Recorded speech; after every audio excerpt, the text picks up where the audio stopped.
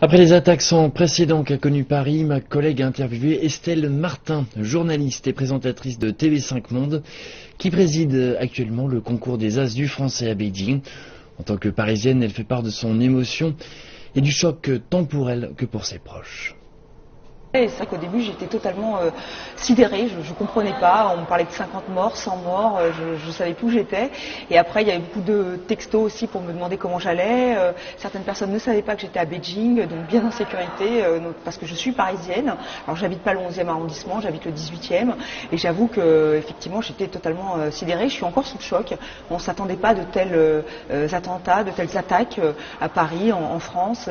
Tous mes amis, mes collègues sont éberlués. Ils ne comprennent pas une telle violence, en plus une violence une violence qui a éclaté contre des gens qui n'avaient rien demandé. C'est ça qui est absolument sidérant, c'est-à-dire que vraiment ils ont choisi de cibler un quartier très populaire, très fréquenté par des jeunes étudiants qui viennent le week-end se détendre dans des bars, ou alors ces gens qui allaient au Bataclan, une salle de concert. J'y suis déjà allée.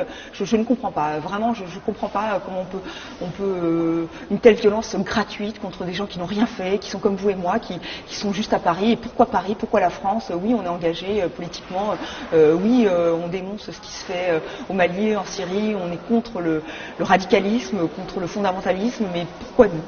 Alors la rédaction de TV5 Monde est mobilisée évidemment pour couvrir ces événements, pour couvrir ces attaques. Je sais qu'ils sont vraiment tous très choqués aussi, mais qui veulent aussi témoigner de ce qui se passe, surtout que nous voulons parler à toute la francophonie, à tous les pays francophones.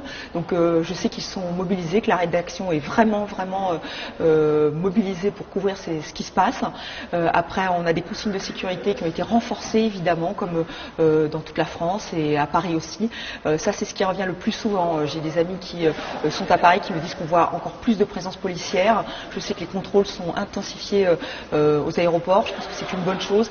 Après j'espère vraiment que nous n'allons pas devenir de plus en plus xénophobes. J'espère vraiment que ça ne va pas glisser vers l'islamophobie. C'est vraiment mon angoisse, parce que c'est pas parce qu'il y a une toute petite partie de gens qui disent se battre pour l'islam, qu'il faut confondre tous les musulmans. Et ça, c'est une inquiétude que j'ai, vraiment. Parce que politiquement, en France, on est très frileux en ce moment, à cause de ce qui se passe, notamment. Mais là, avec les attentats, j'ai vraiment peur des conséquences envers la communauté musulmane, notamment. Donc j'espère vraiment qu'on ne va pas basculer du mauvais côté.